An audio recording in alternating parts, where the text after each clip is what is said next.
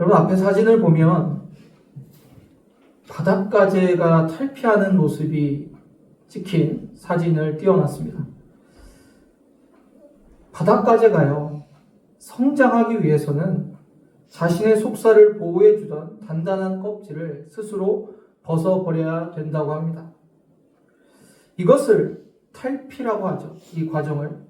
바닷가재는 5년간 성장하면서 무려 25번의 탈피를 경험합니다. 그런 과정을 거치고 다 자란 후에도 1년에 한 번씩 탈피를 또 한다고 합니다. 여러분, 이 탈피의 과정은요, 정말 힘들고 위험한 과정입니다. 낡고 단단한 외피가 압력을 받아 쪼개지고 바닷가재는 누운 채 근육을 움직여서 그 각질 사이로 빠져나옵니다. 그리고 낡은 껍데기를 벗어버린 그 직후에 얼마나 이 속살이 연해요. 포식자들의 손쉬운 먹잇감이 될 수도 있는 상황에 놓이는 것입니다. 그리고 단단한 외피가 새로 생길 때까지 또 숨어 있거나 자신을 잘 보호해야 됩니다. 그런 과정을 계속 거쳐가면서 점점 덩치가 커지고 성장하게 되는 것입니다. 그리고 껍질도 갈수록 더 단단해지는 거죠. 제가 왜 바닷가재의 탈피 이야기를 먼저 드렸냐면, 오늘 본문의 주인공인 야곱의 인생을 제가 묵상하면서 야곱의 인생 한마디로 탈피의 연속이었구나, 그것을 묵상이 됐어요. 형과 아버지를 속이고 라반의 외삼촌 라반의 집으로 간 야곱은 그 인생이 계속 탈피의 시간이었어요. 연단과 훈련의 시간이 계속 있었어요. 고통스러웠을 것입니다. 힘들었을 거예요. 그러나 그 시간을 통해서 그는 하나님 앞에 그 신앙이 점점 성장하게 되고 그 믿음도 견고해져 갑니다. 무엇보다 야곱이라는 사람이 변화되기 시작해요. 그리스도인의 성장하는 과정도 마찬가지입니다. 나의 낡고 단단한 껍질을 벗어버리는 것은 결코 쉬운 일이 아니에요. 그러나 우리가 탈피하지 않으면 우리의 신앙은 성장할 수가 없습니다. 나의 나쁜 습관, 나의 성숙하지 못한 인격, 나의 언어, 이 모든 것들을 탈피라는 과정, 우리 하나님께서 우리에게 주시는 그 연단과 훈련의 시간을 통해서 성장하고 변화되고 더 하나님 보시기에 합당한 모습으로 자라나게 되는 것입니다. 하나님께서 나를 그 연단과 훈련의 과정으로 이끄실 때 우리가 해야 될 것은 하나님을 신뢰하며 인내하고 그것을 잘 통과해야 돼요. 바닷가재가 탈피의 과정을 통과해서 성장하듯이 우리는 반드시 그 과정이 힘들고 어렵다고 피해서는 안 될 것입니다. 그래야만 우리는 점점 주님의 성품을 닮아갈 수 있는 것입니다. 오늘 본문의 앞에서 하나님의 말씀을 따라 외삼촌 라반의 집에서 이제 그 모든 것을 정리하고 고향으로 돌아오는 야곱의 모습을 볼 수 있습니다. 이때 야곱은 또 한 번 중대한 탈피의 시간을 겪습니다. 그는 절박한 순간에 하나님과 밤새도록 씨름했고 하나님께서는 그에게 이스라엘이라는 새 이름을 주십니다. 여러분, 새 이름을 주셨다는 것은 이제 완전히 너는 다른 사람이다. 너는 이제 완전히 다른 인생을 살 것이라는 하나님의 선언과도 같아요. 창세기 32장 28절을 함께 읽어보겠습니다. 시작. 그가 이르되 내 이름을 다시는 야곱이라 부를 것이 아니요 이스라엘이라 부를 것이니 이는 내가 하나님과 및 사람들과 겨루어 이겼음이니라. 아멘. 야곱은요, 자신이 붙들고 씨름했던 분이 하나님이라는 사실을 알고 울면서 간구했습니다. 그 밤에 야곱은 자신의 자아와 교만과 기지를 다 내려놓고 하나님께 항복합니다. 그렇게 됐을 때 하나님께서는 도리어 야곱아, 네가 이겼다라고 인정해 주시면서 새 이름을 받고 새 인생을 시작하게 됩니다. 자, 이제 새 이름을 받고 새 인생을 시작한 야곱, 그에게 펼쳐질 다음 스토리가 어떻게 될까요? 새로운 인생을 시작됐다면 뭔가 탄탄대로가 펼쳐지면 좋을 것 같은데 시작부터 엄청난 위기에 봉착합니다. 그가 겪은 위기가 무엇이죠? 바로 형 에서를 만나는 위기를 겪어요. 형 에서가 야곱에게는 어떤 사람입니까? 가장 피하고 싶고 가장 만나기 싫은 사람일 거예요. 왜냐? 자신이 2번이나 형을 속여서 장자권을 빼앗고 아버지로부터 축복을 빼앗아 왔잖아요.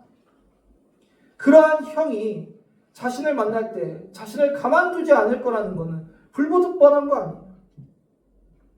오늘 본문은 이 야곱과 그의 형 에서의 재회에 대해서 기록하고 있어요.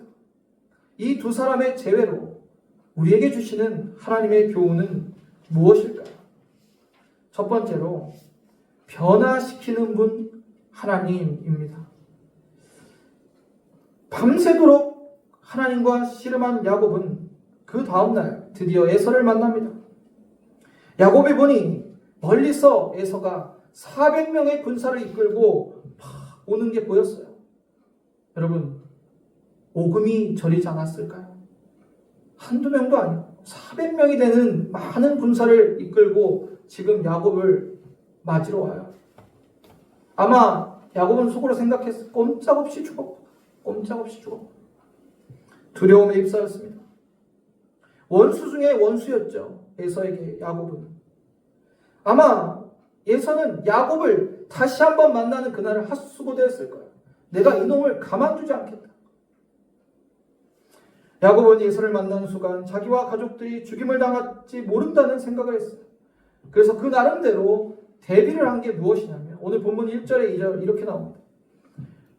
야곱이 눈을 들어가 보니 에서가 400명의 장정을 거느리고 오고 있는지라 그의 자식들을 나누어 레아와 라헬과 두 여종에게 맡기고 여종들과 그들의 자식들 앞에 두고 레아와 그의 자식들은 다음에 두고 라헬과 요셉은 뒤에 두고 자기는 그들 앞에 나아가되 몸을 7번 땅에 굽히며 그의 영 에서에게 가까이 가니. 야곱이 그 진영을 배치한 건 이래요. 여종들과 그 종들의 자식들, 그 뒤에 이제 아내 레아와 라헬 그리고 자신의 자녀들을 뒀어요. 그리고 자기가 맨 앞에 서서 에서를 만나러 갑니다. 이게 무슨 이유였냐면 혹여 에서가 자신을 보고 공격했을 때 좀 뒤쪽에 있는 아내와 자식들은 도망칠 기회가 있지 않을까 해서 이렇게 진영을 배치한 거예요. 그만큼 야곱은 지금 절박했어요. 사느냐 죽느냐 앞에 서 있는 거예요. 맨 앞에서 에서를 맞을 때 야곱은 에서에게 몸을 굽혀서 7번 절합니다. 이것은 사실 동생이 형을 만날 때 갖추는 예우가 아니었어요. 야곱 마치 천한 사람이 왕을 만나듯이 7번 절하면서 에서를 맞이합니다. 무엇 때문에 야곱이 그렇게까지 했을까요? 물론 야곱은 형 에서에게 지은 죄가 있었죠. 그래서 최대한 예의를 갖추고 선처를 바라는 마음이 있었을 거예요. 그러나 단지 야곱은 그것 때문에만 그렇게 한 것은 아닙니다. 어떻게 보면 야곱의 이 행동은 좀 비굴해 보이고 형의 환심을 사기 위한 모습 같기도 해요. 그러나 사실 그 반대였습니다. 야곱은 비굴하거나 환심을 사기 위한 것이 아니라 진정으로 변화된 사람의 행동을 하고 있는 거예요. 과거 같았으면 야곱이 에서에게 그렇게 했겠어요. 은근히 야곱은 에서를 깜봤어요. 형이 힘은 세고 사냥은 잘할지 몰라도 자기보다 지혜가 없고 머리도 좋지 않다고 여기고 자신의 나이벌로 여겼던 야곱이 이제 형 에서에게 철저하게 예의를 갖춰서 절하고 있어요. 왜 야곱이 이렇게 변했을까요? 왜 야곱이 이렇게 딴 사람처럼 되었을까요? 그는 그의 탈피의 시간을 통해서 자신의 옛 자아가 깨어지고 또 야복 강가에서 하나님과 밤새도록 씨름하면서 자신의 자아와 교만이 다 깨어져 버렸기 때문입니다. 속이는 자 야곱을 하나님께서 이렇게 변화시키신 것입니다. 그는 기꺼이 에서에게 머리를 숙일 수 있는 사람이 되었어요. 야곱이 7번이나 절을 하면서 에서에게 나아갔을 때 에서의 행동이 어떠했겠습니까? 사실 7번 아니라 70번을 절했다 해도 에서는 야곱을 용서할 수 없었어요. 에서는 결코 야곱을 용서할 수 있는 사람이 아니에요.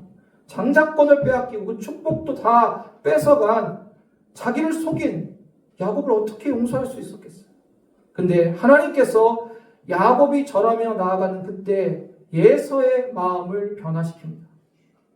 사람이 한 게 아니에요.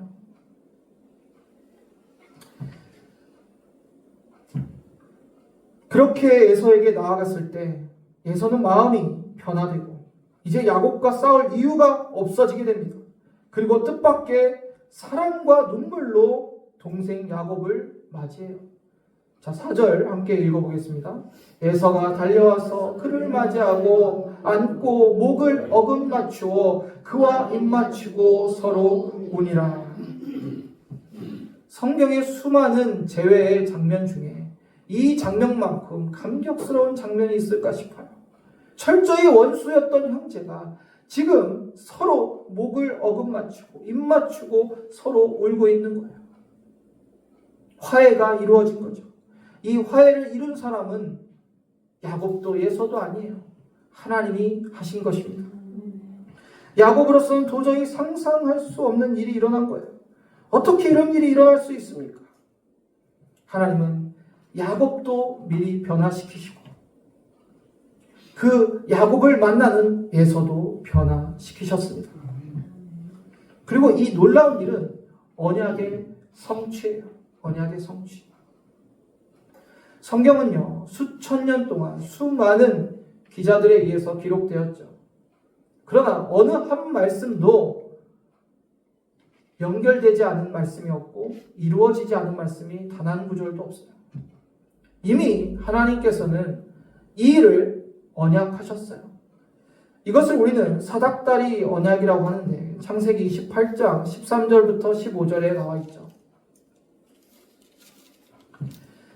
야곱이 형을 속이고 아버지에게 축복을 받고 도피할 때 베델에서 하나님을 만나 그 꿈속에서 하나님께서 언약하시는데 창세기 28장 13절 보시면 또 본즉 여호와께서 그 위에 서서 이르시되 나는 여호와니 너의 조부 아브라함의 하나님이요 이삭의 하나님이라.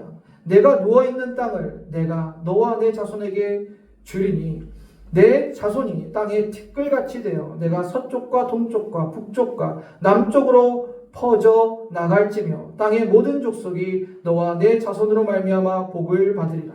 내가 너와 함께 있어 내가 어디로 가든지 너를 지키며 너를 이끌어 이 땅으로 돌아오게 할지라. 내가 내게 허락한 것을 다 이루기까지 너를 떠나지 아니하리라 하신지라. 아멘. 이미 하나님은 약속하셨어요. 하나님은요, 약속을 지키시는 분이에요. 그래서 야곱을 때가 되매 외삼촌 라반 그 하람 땅에서 다시 자신의 고향으로 돌아오게 하시잖아요. 그리고 에서의 위협으로부터 하나님께서 지켜주고 계십니다. 야곱과 함께 하신다는 약속을 지키신 거죠. 처음 에서가 400명의 군사를 데리고 야곱을 만나러 올 때 분명히 야곱을 가만두지 않겠다고 단단히 벼르고 출발했을 것입니다. 그런데 하나님께서 역사하시자 어떻게 됩니까? 극적인 화해가 이루어지잖아요. 저는 이 장면을 한 번 더 우리가 생각해 봤으면 좋겠어요. 야곱이 다리를 쩔뚝쩔뚝하면서 걸어와요. 그 밤에 씨름할 때 하나님께서 환독배를 어긋나게 하셨죠. 그 모습을 볼 때 에서의 마음에 하나님이 이런 변화를 일으켰어요. 동생을 긍휼히 여기게. 근데 그도 모자랐어. 이제 야곱이 자신에게 절하면서 왕을 대하듯이 다가와요. 그 에서의 그 분노와 그 원망과 그 모든 게 눈 녹듯이 사라지게 하나님께서 그 모든 장면들을 연출하신 거예요. 우리 인생의 연출자는 하나님이십니다. 아멘. 영화 좋아하시나요? 영화 보면 수많은 배우들이 감독의 연출에 따라서 정확하게 연기를 합니다. 철저하게 감독의 연출을 따라가는 거죠. 우리 인생도 이와 같아요. 하나님이 우리의 연출자시고 우리는 하나님의 연출대로, 계획대로, 그 뜻대로 이 인생을 살아가게 되는 거예요. 당장은 내가 이게 하나님의 어떠한 계획이셨지, 하나님의 어떠한 연출이시지 이해되지 않더라도 시간이 지나면 결국 하나님이 그래서 그렇게 역사하셨구나, 나를 인도하셨구나 깨닫게 됩니다. 우리가 보기에는 도저히 안 될 것 같은 문제도 하나님은 이미 해결해 놓으셨습니다. 이미 환도뼈를 어긋냈을 때부터 하나님께서는 이 일을 알고 계셨어요. 이 일 이렇게 이루시려고 다 작정하셨습니다. 그리고 도저히 안 될 것 같은 사람, 안 될 것 같은 상황도 하나님께서는 변화시키시고 역전시키는 하나님이세요. 하나님 아니었다면 내 인생이 어떻게 되었을까? 여러분 상상해 보셨습니까? 다른 사람 얘기할 거 없이 나부터가 얼마나 변화되기 어려운 사람이에요. 하나님이 아니었으면 우리가 어떻게 변화될 수 있었겠어요? 우리가 예수 믿고 구원을 받고 하나님의 자녀 됐다면 그 다음부터는 우리의 인생을 하나님께서 이끌어 가시면서 나를 변화시키세요. 예수 그리스도의 제자로, 하나님의 사람으로, 하나님의 백성으로 끊임없이 변화시킵니다. 그러나 이 변화의 과정 가운데 분명히 탈피의 과정 같은 어렵고 고통스러운 시간이 있을 수도 있어요. 그러나 그것은 하나님께서 이미 계획하신 일이에요. 그걸 통과하면 우리의 신앙도 성숙하고 더 예수 그리스도를 닮아가는 그런 모습으로 변화되게 됩니다. 야곱의 변화를 보면 놀라워요. 그렇게 에서에게 라이벌 의식을 갖고 있었던 야곱이 이제 에서에게 그런 마음이 하나도 없어요. 성숙한 하나님의 사람이 된 겁니다. 우리가 성숙한 주님의 사람, 하나님의 백성이 되면 우리가 정말 풀릴 수 없고 내가 할 수 없었던 그런 관계의 문제도 풀리게 됩니다. 내 삶에 도저히 이거는 할 수 없는 일이라는 것도 그 일이 이루어지는 것을 경험하게 될 것입니다. 여러분, 예수 믿는 우리에게 포용하지 못할 사람도 없고 용서하지 못할 사람도 없습니다. 왜냐하면 내가 포용받지 못하고 용서받지 못할 죄인이었는데 하나님께서 나를 사랑하사 나를 받아주시고 나를 사랑해 주셨고 나를 용서하셨기 때문입니다.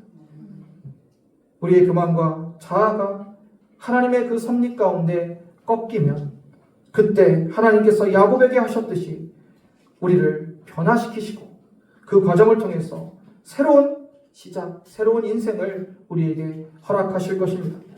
사람을 변화시키시는 분은 오직 하나님이심을 깨닫고 그 탈피와 같은 연단의 과정을 잘 통과하여 야곱과 같이 변화되는 저와 여러분 되기를 주님의 이름으로 축원합니다. 두 번째는 모든 것 되시는 분 하나님입니다. 하나님의 은혜 가운데 야곱과 에서 두 형제가 감격적인 상봉을 했어요.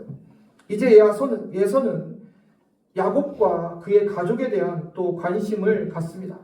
5절을 보면 에서가 눈을 들어 여인들과 자식들을 보고 묻되 너와 함께한 이들이 누구냐? 야곱이 이르되 하나님이 주의 종에게 은혜로 주신 자식들이니이다. 야곱을 사랑스럽게 보게 되자 이제 에서가 야곱의 가족들까지 관심을 갖게 되는 거예요. 그 가족들도 사랑스럽게 여기고 귀하게 생각하게 됩니다. 그래서 물어보는 거예요. 이들은 누구냐? 그때 야곱이 대답하죠. 제 아내와 자식들입니다. 그리고 야곱이 자기에게 보낸 선물에 대해서 물어요. 야곱이요, 에서에게 상당한 양의 선물을 보냅니다. 8절을 보면 에서가 또 이르되 내가 만난 바 이 모든 때는 무슨 까닭이냐. 야곱이 이르되 내 주께 은혜를 입으려 함이니이다. 에서가 이르되 내 동생아 내게 있는 것이 족하니 내 소유는 내게 두라. 엄청난 양의 선물을 보냈어요.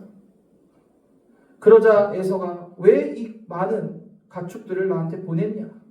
그럴 때 야곱이 내 주께 은혜를, 형님께 내가 은혜를 입고자 이 선물을 드린 겁니다. 굉장히 형의 마음에 드는 대답이었죠. 근데 에서가 이렇게 얘기합니다. 동생아 괜찮다. 내게 있는 것이 이미 많다. 그러니 내 소유는 그냥 네가 갖고 있어. 여러분, 에서가요 야곱보다 더 큰 부자였어요. 성경에 이삭을 거부라고 합니다. 거부. 하나님께 이삭은 엄청난 축복을 받았어요. 그 아버지의 그 많은 재산을 에서 홀로 다 물려받았고, 또 시간이 지났으니 얼마나 그 때가 더 많아졌겠어요. 그래서 야곱이 엄청난 숫자의 그 가축을 보냈지만 사실 에서가 보기에는 이 정도는, 성인은 참 고마운데 나에게 있는 것도 충분히 너무 많다. 그냥 너 해라. 이런 마음이에요. 자, 그리고 또 하나, 그의 마음이 다 녹아졌잖아. 이제 동생을 사랑하는 마음이 생겼으니까 내가 이 선물이 중요하냐. 네가 다시 돌아오고 네가 내 동생이 다시 되었으니 그걸로 됐다라는 그의 표현을 한 겁니다. 그때 야곱이 강권해서 형님 그래도 제 마음이니까 이것을 받아주세요라고 말합니다.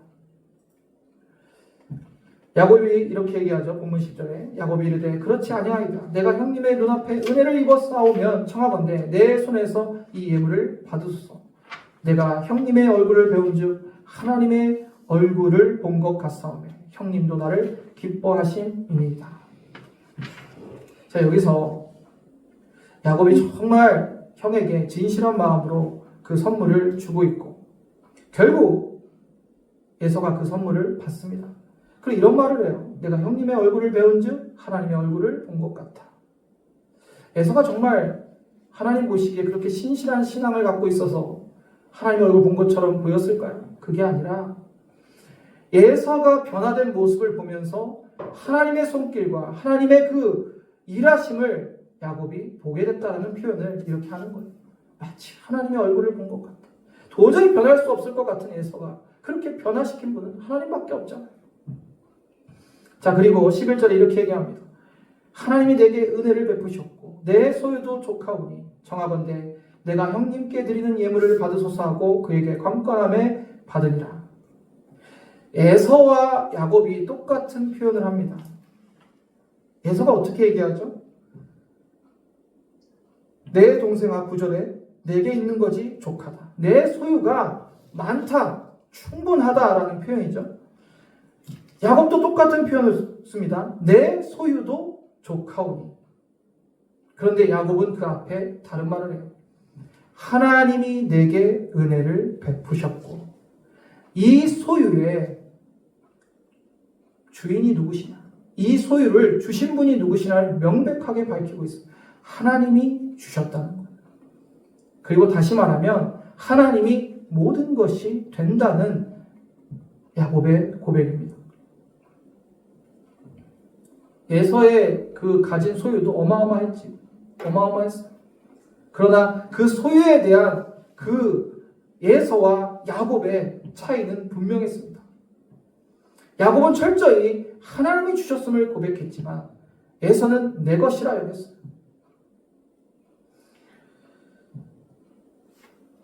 야곱이 어떻게 이러한 고백을 할 수 있었겠습니까? 그것은 그가 하란에서 겪었던 이 연단과 훈련을 통해서 깨닫게 된 거예요. 하나님이 정말 모든 것 되시는구나.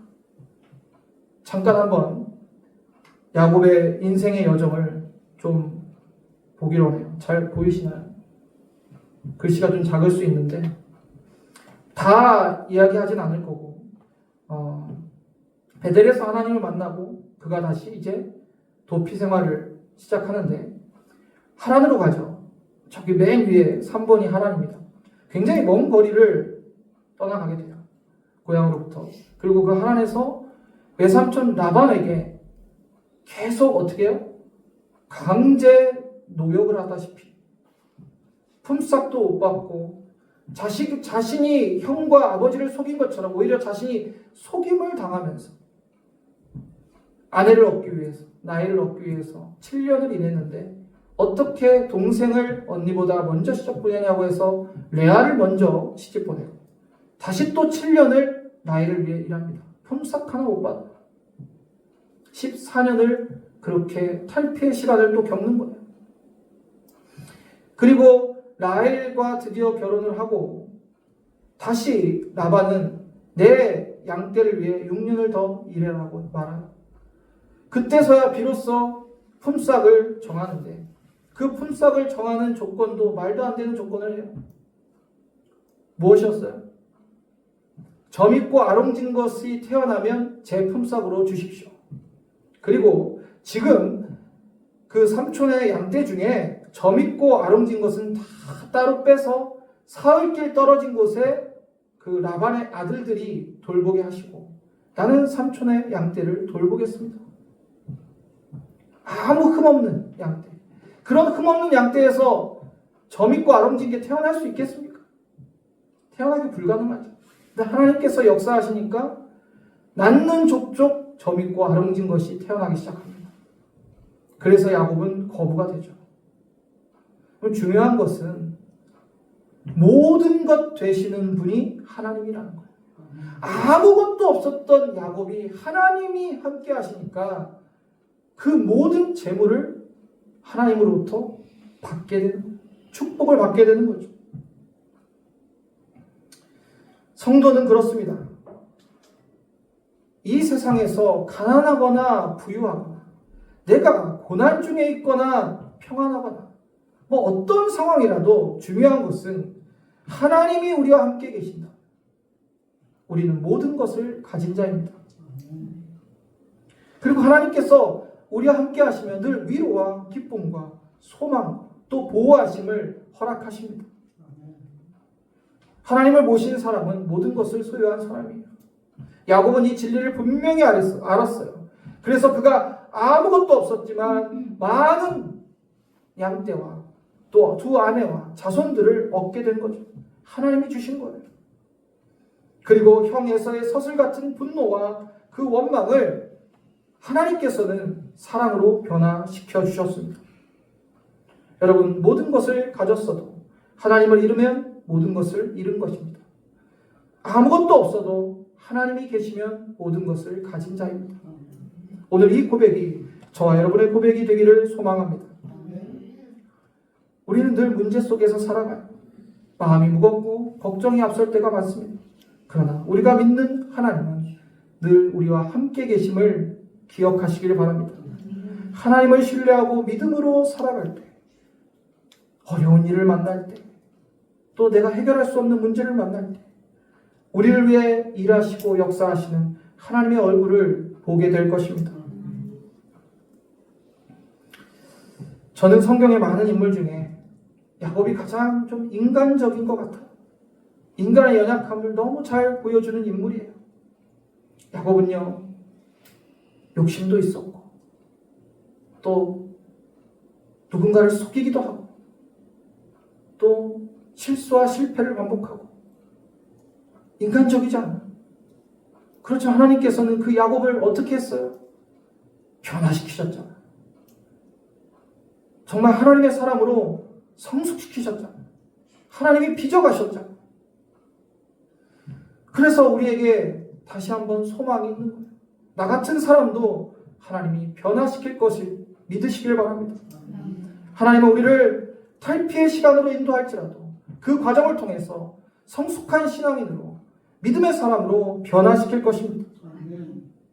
우리가 여전히 남아있는 나의 고집과 자아와 교만을 하나님 앞에 내려놓고 하나님과의 관계를 먼저 바로 세우기를 바랍니다.